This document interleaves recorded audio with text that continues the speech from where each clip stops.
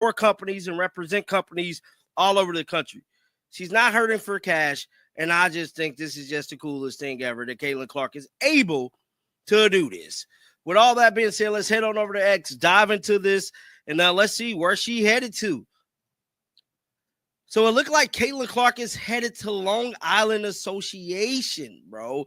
So it stated Long Island Association joined the Long Island Association's president and CEO, Matt Cohen, moderates a special conversation with Caitlin Clark has secured her initial public appearance opportunity during the current off-season period. The event will take place at the Long Island Association, where she'll participate in a moderated discussion with the organization's president and CEO, Matt Cohen. The conversation will cover her unprecedented achievements, overall influence, and broader cultural significance within basketball. The scheduled date for this engagement is October 29th, running from 10:30 a.m. to 12:30 p.m. in New York. Tickets are available for purchase, and businesses interested in sponsorship possibilities can reach out to the organization directly. Conversation with Caitlin Clark discussing her record-breaking performances, impact, and cultural influence on October the 29th at 10:30 to 12:30 in New York. So purchase your tickets today so you can buy tickets to this. It stated, if your business is interested in a sponsorship opportunity, please contact them people right there. But they go on to say a huge thank you to our sponsor, Point Guard, for, I don't know what that is, nothing but net sponsor. The event sponsors include Point Guard and Alley Hoop, with a networking reception planned at Chris Hawley Country Club. During the previous offseason, considerable discussion centered around Clark's reported compensation of $100,000 per hour for corporate speaking appearances. While the exact payment structure for this particular engagement hasn't been disclosed publicly, it's reasonable to assume similar financial arrangements. This lucrative opportunity provides context for why Clark opted out of participating in Unrivaled, as her financial needs are adequately met through brand representation and corporate speaking opportunities across the nation. In related news, Aaliyah Boston recently shared insights during her podcast about personal development throughout the season. For, I don't know what that is, nothing but net sponsor, Alley Hoop. And there it is, man. Caitlin Clark, networking reception, Chris Hawley Country Club. So this is at a golf course. But yeah, guys, so Caitlin Clark has landed her first speaking gig of the off season. And shout out to Cece, bro. One thing about Caitlin, dog, she gonna get to that bag. You know, I know a lot of people been feeling the type of way about her not standing up for herself. Her, you know, just being. She described the period as one of significant mental fortitude building, explaining how she discovered her capacity to handle considerably more pressure than previously believed. Boston discussed the challenge of balancing team involvement with personal performance, noting that mental distractions sometimes affected her finishing ability. She characterized the experience as essential preparation for advancing to higher competitive levels. Meanwhile, discussion continues regarding officiating patterns observed during recent playoff competition. Specific attention has focused on Aja Wilson and the Las Vegas Aces, with various observers pointing to what they perceive as inconsistent foul calling. A lot of people been feeling the type of way about her not standing up for herself. Her, you know, just being so nonchalant with things. But one thing I can vividly tell you guys is that Caitlin Clark is going to get to that bag. She ain't going to lose no money at all, bruh. I can almost promise you that. Now, something else that has caught my attention is, you know, this right here. So this is from an overseas player speaking about the impact of Caitlin Clark in the 2025 and 26 season.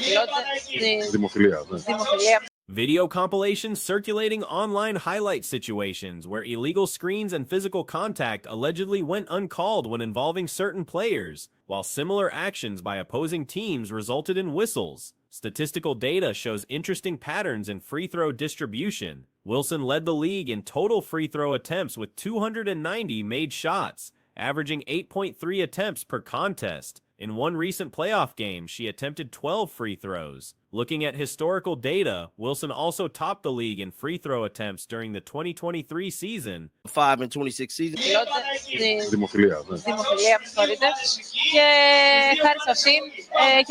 ίσα της δίνει τεράστιο κίνητρο, έχει απίστευτη δημοφιλότητα, δημοφιλία, με συγχωρείτε, και χάρη σε αυτήν έχει ανέβει πολύ το WNBA, οπότε είναι ένα φαινόμενο του μπάσκετ. Είναι φαινόμενο και είναι εισαγωγικά δικό μας τευκάρι. Αν δείτε από πού σουτάρει από πολύ μακριά χωρίς να χαλάει την τεχνική της, ενώ και για γυναίκες είναι ακόμα πιο δύσκολο να επιτευχθεί κάτι τέτοιο. Πάντως άνδρες δεν έχουν υποδεχθεί και πάρα πολύ ευχάριστα οι αντίπαλες. Εντάξει, δεν θέλω να σχολιάζω.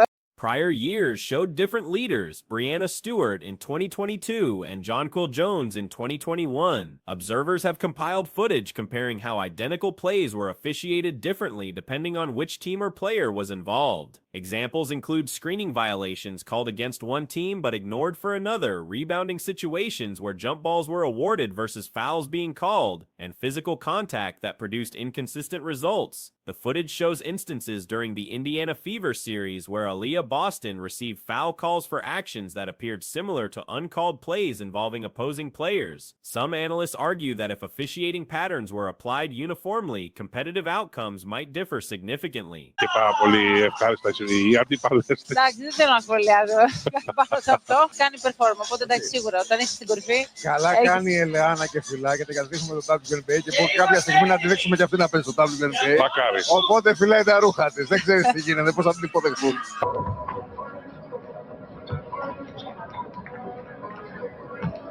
Χριστινάκη, σκριν από την Τζόνσον, περνάει. I don't know, man, who that is, but she was trending on Twitter. Now, this is Aaliyah Boston speaking on her podcast. They suggest that players receiving more favorable whistle treatment gain substantial advantages, particularly in close playoff situations. The debate extends beyond individual games to broader questions about consistency in professional officiating standards. The discussion around these officiating patterns remains contentious, with supporters and critics offering competing interpretations of the same footage. Some view the discrepancies as evidence of systematic bias, while others attribute variations to normal officiating judgment calls that naturally occur throughout any season. A particularly notable moment came during a recent playoff game when Wilson hit a contested shot under pressure with minimal time remaining. Podcast. And let's listen to what she had. What do you think you learned about yourself during the season? Ooh, I think this was such a big year of mental growth for me that I know that's something that I've been like battling with, just being mentally tough. And I feel like I learned that I can really take on a lot more than I've been letting myself do, in a sense of like, you don't just break after the first or the second. Like there's so much more that you can honestly withstand. And that was something that I learned, because I feel like during the season, like I'm trying to make sure that I'm getting my teammates involved. And it's like, while acknowledged as a difficult and clutch basket, the conversation quickly shifted back to broader patterns rather than focusing solely on individual highlight plays. The contrast between player treatment extends to how physical play is handled overall. When examining rebound battles, push-offs during screens, and post-position jockeying, different standards appear to apply depending on personnel involved. This creates frustration among fans who believe competitive balance suffers when enforcement varies significantly between players of similar status and skill level. Free throw disparities matter particularly in close games where a few extra attempts can determine final outcomes. Withstand, and that was something that I learned, because I feel like during the season, like I'm trying to make sure that I'm getting my teammates involved, and it's like, okay, well, you got to make sure that you're involved, and then you need to make sure you're finishing. And then when I wasn't finishing, I'm like, what is happening? But it's because my mind is everywhere. But honestly, it was such a great year of growth for me that I feel like this is exactly what I needed to be able to just go to take it to the next level. The three that has went on within this series, because there has been a lot. Now, I'm not saying that the Phoenix Mercury is got a chance of winning, because they never did. Teams that consistently receive more trips to the line possess inherent advantages, especially when shooting percentages from the stripe remain high. One team shot 92% from the free throw line in a recent contest, benefiting from confidence that comes with frequent practice in game situations. The broader question involves whether superstar players should receive different treatment than others, and if so, to what degree such disparities remain acceptable within competitive integrity standards. Historical precedent exists across professional sports for officials allowing star players slightly more latitude, but the appropriate boundaries for such treatment remain subject to ongoing debate. As playoff competition intensifies, these discussions grow louder, with each controversial call or non-call receiving immediate scrutiny through social media and video analysis. is a problem because of Unrivaled. We all know that. And then there's Candace Parker, a legend in the WNBA, who now on her podcast peeled back the curtain in a compare and contrast between Adam Silver and Kathy Engelbert. And I'm like, oh, this is not going to go well for Kathy. And it doesn't go well for Kathy. And it might be sort of the nail in the coffin, so to speak. The availability of multiple camera angles and instant replay capabilities means questionable decisions no longer fade quickly from memory, but instead become permanent records, subject to endless examination. Whether these patterns represent intentional bias, unconscious favoritism, or simply the natural variance in human judgment across thousands of individual decisions throughout a season remains disputed. What's undeniable is that perception of fairness matters tremendously to fans, players, and the league's overall credibility. When significant portions of the fan base question whether outcomes reflect actual performance or officiating intervention, it undermines confidence in competitive legitimacy regardless of underlying reality. The situation highlights ongoing challenges in maintaining consistent officiating standards across different games, referees, and situations, so to speak, of her tenure for the commissioner. Now, on a professional level, I don't so much have a problem that Kathy Engelbert didn't do these things. But it's very clear that the women in this league expect this kind of thing. Should they? That's another argument. Maybe not. But the problem is when the commissioner of another league is fulfilling a role and your actual commissioner.